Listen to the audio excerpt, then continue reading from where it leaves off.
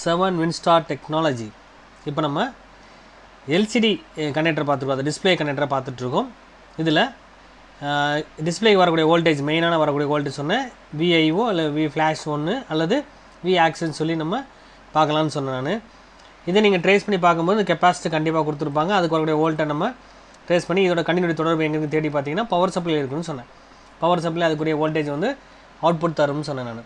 அதுக்கு வரக்கூடிய கெப்பாசிட்டி என்ன நம்பரோ அதை வச்சு நம்ம தேடி கண்டுபிடிக்கணும். போது சர்க்கிட்டை ஒன்று வச்சு நீங்கள் தேடி ஃபாலோ பண்ணி ப்ராக்டிக்கலாக செஞ்சு பார்த்தீங்கன்னா உங்களுக்கு ஐடியா கிடைக்கும். அது இதுக்கும் இந்த கெப்பாசிட்டிக்கும் இங்கே வரக்கூடிய கெப்பாசிட்டிக்கும் தொடர்பு இருக்கா அப்படின்னு சொல்லி செக் பண்ணி பார்த்து கண்டுபிடிக்கணும். அப்போ இந்த மாதிரி வோல்டேஜ் எங்கெல்லாம் இருந்து வருதுன்னு சொல்லி கண்டுபிடி, எந்தெந்த இடத்துக்குலாம் அந்த VIO வோல்ட் போகுது, V ஃப்ளாஷ் எங்கே போகுதுன்னு சொல்லி நம்ம தேடி கண்டுபிடிக்கணும்னு சொன்னேன். இப்போ நம்ம நெக்ஸ்ட் என்ன பண்ண போகிறோம், டிஸ்பிளேக்கு வரக்கூடிய LED, அதாவது பல்பு, அதில் எதில் வேலை செய்யுன்னு சொல்லி பார்க்கும்போது சர்க்கியூட்டில் 10 பின் இருக்குது டிஸ்பிளே கனெக்டர். இந்த மாடலில் அந்த கனெக்டரோட டிஸ்பிளே கனெக்டரோட ஹெச்ன்னு சொல்லி போட்டிருப்பாங்க. டிஸ்பிளே கனெக்டர்னா H2400 போட்டிருக்கு. இது டிஸ்பிளே கனெக்டர். 6வது கால் 7வது கால் வந்து டிஸ்பிளேக்கு வரக்கூடிய LED. இந்த பாருங்கள், LEDக்கு வரக்கூடிய volt plus volt 7.5 volt, minus வந்து 3.6 வோல்ட். அப்போ 3.6 வோல்ட் டேரெக்டாக வரக்கூடிய வோல்டேஜ் கொடுத்துருக்கான்னு சொல்லுவாங்க. இப்போ இதில் லைட்டை ஃபிட் பண்ணும்போது சீரிஸ் பேரல்னு சொல்லி 2 மெத்தட் இருக்குன்னு சொன்னேன். சீரிஸ்னால் தொடர்ச்சியாக போயிட்டுருக்கும். இப்போ தொடர்ச்சியாக போகிற லைனில் வந்து பார்த்திங்கன்னா தொடர்ச்சி கனெக்ட் சாப்பிட்டு வந்து தொடர்ச்சியாக அந்த 2 பல்ப் இருக்குன்னா அது தொடர்ச்சியாக லைன் போயிட்டுருக்கும்னு சொல்கிறேன். பேரல்னால் ஒரு ப்ளஸுக்கும் மைனஸ் கடையில் தான் அந்த பொருளை ஃபிட் பண்ணியிருப்பாங்க. ஒரு பல்ப் பீஸாக போனாலும் அந்த பல்ப் எரியும். சீரிஸில் ஒரு லைன் கட் ஆயிடுச்சுன்னா கம்ப்ளீட்டாக வேலை செய்யாமல் போகும். இது பாருங்கள், இந்த சிங்கிள் ஒரு லேடி பார்த்திங்க, இந்த LED வந்து கீபோர்டுக்கு வரக்கூடிய LED. அதுக்கப்புறம் டிஸ்பிளேயில் கனெக்ட் ஆகி, அதாவது இந்த லைனானது 2 லைன், 6வது கடையில் லைன் எப்படி வரும்னா ஆல்ரெடி இதுக்குள்ளே இந்த கனெக்ஷனுக்குள்ளே இந்த இடத்துல வந்து ட்ராக்கில் வந்து பார்த்திங்கன்னா LED போட்டிருப்பான்னு சொல்கிறேன். 6வது லைனில் வந்து நீங்கள் ஃபாலோ பண்ணிங்கன்னா ஒரு LED கனெக்ட் பண்ணியிருப்பாங்க. திரும்ப அடுத்த டிஸ்பிளேக்குள்ளே சொல்கிறேன், இது ஒரு LED கனெக்ட் பண்ணியிருப்பாங்க. அப்புறம் 7வது கால் ஜாயிண்ட் ஆகும். இதுதான் கான்செப்ட்டு. அப்போ டிஸ்பிளேக்குள்ளே இந்த பல்பு 2 அல்லது 3 பல்பு 2 பல்பு வச்சுருக்கான்னு சொன்னால் தொடர்ச்சியாக வரும்னு சொல்ல இந்த கனெக்ஷன். அப்போ கீபோர்ட்லேருந்து பல்பு கனெக்ட் ஆகி இந்த மைனஸ் கான்செப்ட்டு கொடுத்து நம்ம இங்கேருந்து அவுட்புட் லைன் வந்து C1 காலில் வந்து வெளியே அவுட்புட் ஆகும். அப்போ இந்த கான்செப்ட் எப்படி நடக்கும்னு சொன்னால், இது வேலை செய்யறதுக்கு மெயின் கான்செப்ட் என்னன்னு தெரியும். ஒரு லைட் எரியணும்னு சொன்னால் என்ன சார் வேலை செய்யணும், ஒரு ப்ளஸ் மைனஸ் வேணும். நான் மைனஸை காமனாக கொடுத்தாச்சு 3.6 வோல்ட். ஆனால் ப்ளஸ் ஆனது காமன் வோல்ட் ப்ரையாட்ரி பேனல்ஸ்லேருந்து வராது. அப்போ இது எங்கேருந்து வரும்னு சொன்னால், நம்ம ஏற்கனவே சொன்னேன், மெமரிலேருந்து CPUக்கு வரணும், CPUலேருந்து நம்மளுக்கு யூசர் இன்டர்ஃபேஸ் செக்ஷனுக்கு வந்துட்டு தான் லைட்டிங் சர்க்யூட் வேலை செய்யும்னு சொன்னேன்.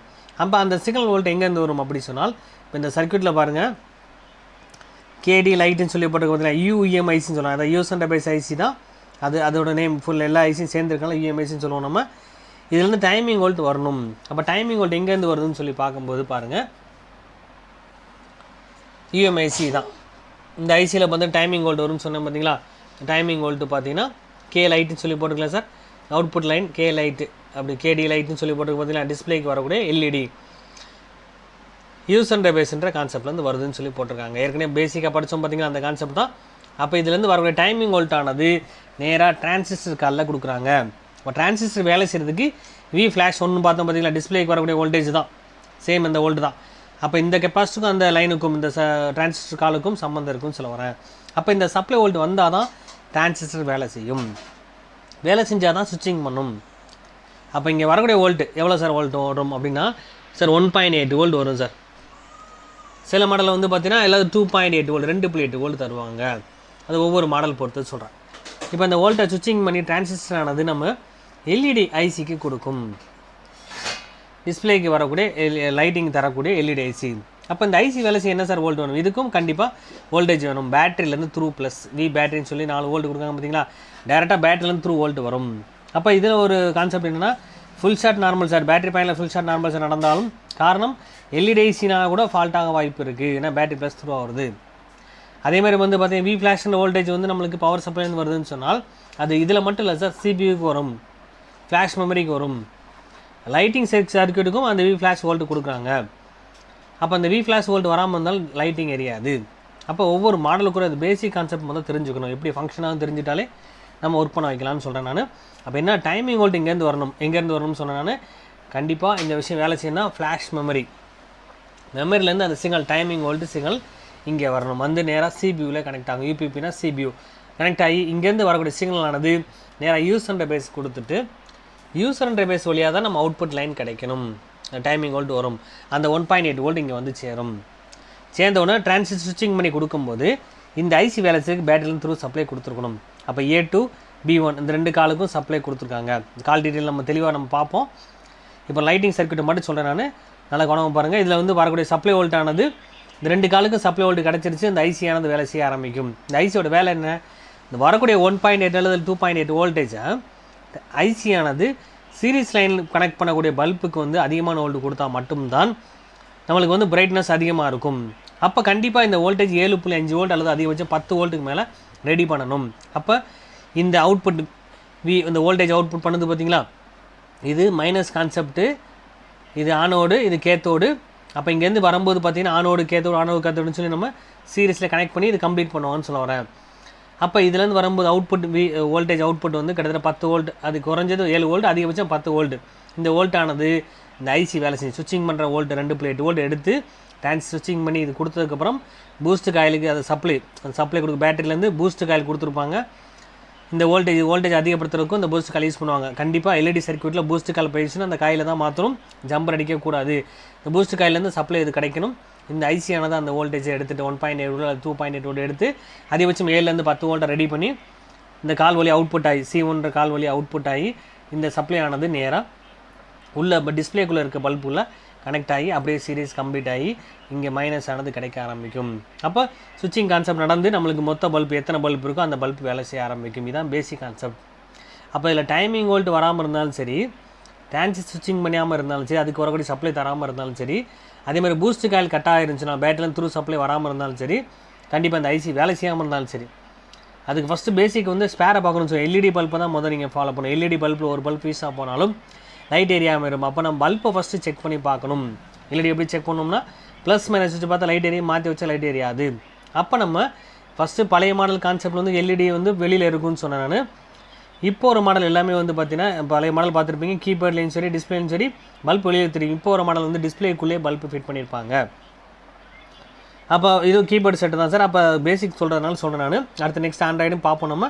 அப்போ கண்டிப்பாக கீபோர்டுக்கு வரக்கூடிய வோல்டேஜ் ஆனது எப்படி வரும், லைட் எரியதுக்கு அந்த வோல்டேஜ் ஆனது, லைட்டிங் வோல்டேஜ் ஆனது கண்டிப்பாக டைமிங் வோல்ட் மூலமாக தான் ஸ்விட்சிங் பண்ணி வரும். இப்போ சார் இதில் ப்ராப்ளம் ஆயிடுச்சு, டிரான்சிஸ்டர் ப்ராப்ளம் ஆயிடுச்சுன்னா கூட நம்ம இதை ஸ்விட்சிங் பண்ணுறதுக்கு டிரான்சிஸ்டர் கண்டிப்பாக ஃபிட் பண்ணால் தான் ஸ்விட்சிங் பண்ணி பக்கா வேலை செய்யும் சொல்ல வரேன். இல்லை சார் இப்போ இது வந்து ஃபங்க்ஷன் ஆகவே இல்லை, நம்ம எல்இடி ஐசி இல்லாமல் கொடுத்தோம், என்ன ஆகும்னா டைமிங் வோல்ட்டு கம்மியான வோல்ட்டு தான் வரும்போது ஒரு பல்ப்பு தான் எரிய வைக்க முடியும், டிம்மாக தான் எரியும். அப்போ சீரிஸை பொறுத்தவரை வோல்ட் அதிகமாக இருந்தால் மட்டும்தான் பிரைட்னஸ்க்கு கொண்டு வர முடியும். அப்போ இதில் வரக்கூடிய எல்லா பொருளையும் நீங்கள் டேமேஜான அந்த பொருளை தான் மாற்றணும் தவிர ஜம்பர் அடித்து வேலை செய்ய வைக்க முடியாது. சில மாடல் வந்து ஜம்பர் அடித்து ரெடி பண்ணலாம், அதாவது ஐசி இல்லாத மாடல் சில மாடல் இருக்குது. ஐசி இல்லாமல் வெறும் டிரான்சிஸ்டர் டயோடு மட்டும் தான் யூஸ் பண்ணிப்பாங்க. பூஸ்ட் காயிலும் டிரான்சிஸ்டர் டயோடு மட்டும் தான் இருக்கும். அப்போ அதுக்கு பதிலாக என்ன சொல்ல டைமிங் வோல்ட்டை எடுத்து நம்ம ஒர்க் பண்ண வைக்கலாம்னு சொல்கிறேன். எப்படின்னா இந்த வோல்டேஜை எடுத்துகிட்டு டேரெக்டாக ப்ளஸ் மைனஸ் பல்பில் கொடுத்தா போதும். இப்போ இதுலேருந்து வரது ப்ளஸ் வருது இல்லை சார், டைமிங் வோல்ட் 1.8 வோல்ட் வருது, அந்த பல்புக்கு மைனஸ் ஆனது காமனாக கொடுத்துட்டோன்னு வச்சுக்கலாம், டைமிங்கில் அந்த பல்ப் எரியும். ஆனால் டிஸ்பிளேக்குள்ளே அந்த பல்பை ஃபிட் பண்ணிட்டீங்கன்னா கம்மியான வோல்ட்டு கிடைக்கும், ஓரளவுக்கு பிரைட்னஸ் கொண்டு வரலாம் நார்மலாக. ஆனால் இந்த மாதிரி சர்க்யூட் இப்போ வரமான எல்லாத்துக்குமே லைட்டிங் ஐசி தனியாக கொடுத்துருப்பாங்க. மெயினாக வந்து கண்டிப்பாக நம்ம டிரான்சிஸ்டர் கொடுக்குற மாதிரி டயோடு கொடுத்துருப்பாங்க. அப்போ இதுலேருந்து வரக்கூடிய சர்க்யூட் ஆனது கம்ப்ளீட் ஆனால் மட்டும்தான் வேலை செய்யும். அப்போ ஸ்பேர்லேருந்து ஆரம்பித்து ஃபஸ்ட்டு எல்இடி பல்ப், அப்போ டிஸ்பிளேக்கு அதுக்கு சம்மந்தம் இருக்கான்னு கேட்டால் கண்டிப்பாக கிடையாதுன்னு சொல்ல வரேன் சார். எல்இடி கான்செப்ட் யூஸ் பண்ணுற பேஸில் வேலை செய்யும், டிஸ்பிளேன்றது சிபியில் வேலை செய்யும். அப்போ இந்த டிஸ்பிளே வெளிச்சம் தெரியறதுக்காக அந்த பல்புக்கு உள்ளே கனெக்ட் பண்ணியிருக்காங்க தவிர இதை நீங்கள் டிஸ்பிளே இதையும் மேட்ச் பண்ணக்கூடாது. டிஸ்பிளே தனி கான்செப்ட்டு, லைட்டிங் எல்இடி வந்து தனி கான்செப்ட். புரியுதா சார் உங்களுக்கு? இந்த கான்செப்ட் மூலமாக, அதாவது டிரான்சிஸ்டர் மூலமாக ஸ்விட்சிங் பண்ணி காயில் மூலமாக சப்ளை கிடச்சி இந்த ஐசியானது வேலை செஞ்சு அந்த வோல்டேஜை சர்க்யூட் மூலமாக அதாவது அவுட்புட் வோல்ட்டுக்கு தந்து சீரிஸ் லைன் வழியாக பல்பை கனெக்ட் பண்ணி மொத்த பல்பு 3-4 பல்பு எரிய வைப்போம். இதுதான் கான்செப்ட்டு. இது நம்ம போர்டில் காட்டுறேன். இதோட கான்செப்ட் பாருங்கள். நீங்கள் எல்லாத்துக்கும் நம்பர் கொடுத்துருப்பாங்க. V2401 transistor, L2400 boost coil, N2400 LED IC, இது எல்இடி பல்பு. அதேமாதிரி டிஸ்பிளேக்குள்ளே எல்இடி பல்பு இருக்கும். இது தனியாக பார்க்கணுன்னா டிஸ்பிளே பிரித்து பார்த்தா தான் தெரியும். Display connector H2400. அப்போ இந்த கான்செப்டை முதல் பார்த்துட்டு நம்பர் நோட் பண்ணி வச்சுக்கிட்டு நம்ம சர்க்யூட்டில் எங்கே இருக்குது, அது போர்டில் எங்கே இருக்குன்னு சொல்லி பார்க்க போகிறோம். இதில் பாருங்கள் H2400 இதுதான் டிஸ்பிளே கனெக்டர். மொத்தம் 10 கால் வச்சுருக்க டிஸ்பிளே கனெக்டர். இதில் 2 கெப்பாசிட்டி போட்டுக்கான் தெரியுமா? இது எதோட கெப்பாசிட்டி உங்களுக்கு தெரியும்னு நினைக்கிறேன். ஃப்ளாஷ் ஒன்று பார்த்தீங்களா, சப்ளை வோல்ட்டு வரக்கூடிய கெப்பாசிட்டர். இந்த வோல்ட்டு மெயின் முக்கியம். இதை நம்ம எங்கேருந்து பார்க்கணும்னு சொன்ன ஏற்கனவே வந்து நம்ம போர்டில் அந்த கான்செப்ட் எந்த கெப்பாசிட்டி யூஸ் பண்ணிக்கான்னு சொல்லி கண்டுபிடிச்சி அதுக்கும் அந்த கெப்பாசிட்டி தொடர்பு இருக்கான்னு செக் பண்ணி பார்த்து கன்ஃபார்ம் பண்ணலாம். இப்போ பேசிக்காக நீங்கள் ஒரு போர்டு எடுத்து இந்த மெயின் கான்செப்ட் செக் பண்ணணும். அதுக்கப்புறம் 10 காலுக்கு என்ன வேல்யூ வருதுன்னு கண்டுபிடிக்கணும். அதுக்கப்புறம் எல்இடி சர்க்யூட்டில் 2 கால் வரும் பார்த்தீங்களா, அந்த 2 கால் எத்தனை எங்கே இருக்குன்னு சொல்லி கண்டுபிடிக்கணும். அதுக்கப்புறம் நான் சொன்னேன் அந்த சர்க்யூட்டை முழுமையாக தெரியணும்னா இந்த சர்க்யூட் எடுத்துகிட்டு நான் சொன்ன பேசிக் கான்செப்ட் அந்த சப்ளை வேலை செய்கிறதுக்கு, அதாவது எல்இடி ஐசி வேலை செய்ய N2400 LED IC, L2400 boost coil, சுவிட்சிங் பண்ணுறதுக்கு V2401 சுவிட்சிங் பண்ணுற டிரான்சிஸ்டர், இது எல்இடி பல்பு, இது வரக்கூடிய ஸ்பேர்ஸ். இதை நம்ம பொதுவாக தெரிஞ்சுக்கணும்னு சொல்ல வரேன். இது எங்கேருந்து எப்படி ஃபங்க்ஷன் ஆகும் தெரிஞ்சுக்கணும். நான் சொன்னேன் ஏற்கனவே ஃபஸ்ட்டு வந்து டிரான்சிஸ்டர் மூலமாக நம்மளுக்கு சப்ளை வோல்ட், அதாவது 3 காலில் ஒரு கால் வந்து டைமிங் வோல்ட் வரும்னு சொன்னேன். நான் டைமிங் வோல்ட்டை டிரான்சிஸ்டர் கொடுத்ததுக்கப்புறம் மட்டும்தான் சுவிட்சிங் பண்ணி இங்கே வரணும்னு சொல்கிறாங்க. அப்போ இந்த எல்இடி பல்ப் வந்து ஒரு கால் மைனஸ்லையும் எல்இடி பல்ப் வேலை செய்யணும்னா ஒரு கால் டேரெக்டாக மைனஸ் பண்ணியிருப்பாங்க இந்த காலை. இது வந்து பார்த்திங்கன்னா எல்இடி ஐசிலேருந்து அவுட்புட் ஆகும். இந்த கான்செப்ட் எங்கே போகும் சார் இந்த கான்செப்ட் அப்படின்னா, நேராக சுவிட்சிங் பண்ணி வரும்போது நேராக இந்த கான்செப்ட்டு நேராக ஐசி உள்ள டிஸ்பிளேக்குள்ளே, அது டிஸ்பிளே கனெக்டர் இருக்குல்ல சார், அதில் வரக்கூடிய 2 பல்பில் அதில் கனெக்ட் ஆகி அவுட்புட் ஆகும் வரும்னு சொல்கிறோம். அவுட்புட் ஆனதுக்கப்புறம் தான் சுவிட்சிங் பண்ணி கம்ப்ளீட் ஆகும், வேலை செய்யும். அப்போ வேலை செய்கிறதுக்கு ஃபஸ்ட்டு பூஸ்ட்டு காயிலுக்கு பேட்டரி ப்ளஸ்லேருந்து அந்த பேட்டரி கனெக்டருக்கு பார்த்தீங்களா, அந்த பேட்டரி கனெக்டரோட ப்ளஸ் பாயிண்ட்லேருந்து கண்டினியூட்டி இருக்கான்னு செக் பண்ணி பார்த்துக்கணும். அதே மாதிரி எல்இடி பல்ப் வந்து உள்ளே கனெக்ட் ஆகிருக்கு, அந்த 2 காலோட கனெக்ஷன் வந்து இந்த காலோட கனெக்ஷன், எல்இடி கனெக்ஷன் வந்து டிஸ்பிளே கனெக்டில் எத்தனை காலில் சேருதுன்னு சொல்லி கண்டுபிடிச்சிருக்கணும். அதே மாதிரி டிரான்சிஸ்டர் 3 கால டைமிங் வோல்ட் எதுன்னு தெரியணும். இது எப்படி சார் தெரியும்னா, பேட்டரி நீங்கள் போட்டுட்டு செல்ஃபோன் ஆன் பண்ணும்போது பார்த்தீங்கன்னா டைமிங் வோல்ட்டு 1 செகண்ட் வரும். ஒரு 10 செகண்ட் இருக்குன்னு சொன்னால் இப்போ ஆன் பண்ணிட்டீங்க, ஒரு 2 செகண்ட் 3 செகண்ட் எத்தனை செகண்ட் செட் பண்ணியிருக்கீங்களோ அந்த செகண்ட் வரைக்கும் வரும். அப்புறம் அந்த ஐசியானது மெமரியானது அதை கட் பண்ணி விட்டு யூஸ் பண்ண பேசுறது டைமிங் வோல்ட் வராது. பட்டனை கீபோர்டு பட்டன் ஏதாவது ப்ரெஸ் பண்ணதுக்கப்புறம் பார்த்தீங்கன்னா ஆட்டோமேட்டிக்காக அந்த டைமிங் வோல்ட் கிடைக்கும். கிடைச்ச உடனே தான் நம்மளுக்கு வந்து இங்கே வரக்கூடிய சிக்னல் ஆனது எல்இடி ஐசிக்கு போயிட்டு எல்இடி ஐசி வேலை செய்யும். அப்போ நான் ஏற்கனவே சொன்னேன் டிரான்சிஸ்டர் வேலை செய்கிறதுக்கு சப்ளை வோல்ட் ரெசிஸ்டர் கொடுத்துருப்பாங்க. இந்த சப்ளை வோல்ட் எங்கேருந்து வரும், வி ஃப்ளாஷ்னு சொன்னோம் பார்த்தீங்களா. அப்போ இந்த கான்செப்ட்டுக்கும் இதுக்கும் சம்மந்தம் இருக்குது. அந்த சப்ளை ஆனது பவர் சப்ளைலேருந்து வரும். அந்த வோல்ட் அந்த ரெசிஸ்டர் ஃபால்ட் ஆனாலும் டிரான்சிஸ்டர் வேலை செய்ய சுவிட்சிங் பண்ணாது. அப்போ அதை நம்ம ஃபாலோ பண்ணணும், அது வருதான் செக் பண்ணிக்கணும், அந்த வோல்ட் வருதான் செக் பண்ணிக்கணும். அதுக்கப்புறம் தான் அந்த ஐசியானது வேலை செய்யும், அதுக்கு சப்ளை கொடுக்க சிக்னல் தர முடியும். அந்த வரக்கூடிய 2 பிளேட் வோல்ட் ஐசியானது கிட்டத்தட்ட 7 அல்லது 10 வோல்ட்டாக ரெடி பண்ணி அப்புறம் தான் நம்ம சுவிட்சிங் பண்ணி கொடுக்கும். அப்போ உள்ளே இருக்க பல்பானது அந்த 3 பல்பானது கம்ப்ளீட்டாக வேலை செய்யும். டிஸ்பிளேயில் 2 பல்ப் இருக்கும், கீபோர்டில் 1 பல்ப் வச்சு கம்ப்ளீட் பண்ணுவோம். இதுதான் கான்செப்ட்டு. இதை நம்ம உதாரணத்துக்கு நான் இந்த விஷயத்தை நீங்கள் நோட்டில் தெளிவாக ட்ராக் வரைஞ்சிட்டு சர்க்யூட் வரைஞ்சிட்டு ப்ராக்டிக்கலாக செஞ்சு பார்த்துட்டு ஃபாலோ பண்ணிவிட்டு அதே மாதிரி போர்டு இருந்தால் கண்டினியூட்டி தேடி ஃபாலோ பண்ணணும். இதை நம்ம தெளிவாக ஃபஸ்ட்டு ஃபாலோ பண்ணுங்கள். அடுத்து நெக்ஸ்ட் ஆண்ட்ராய்டு ஃபோனில் எப்படி வரும், அது எப்படி வேலை செய்யுன்னு சொல்லி அப்புறம் ப்ராக்டிக்கலாக நான் செஞ்சு காட்டுறேன் உங்களுக்கு.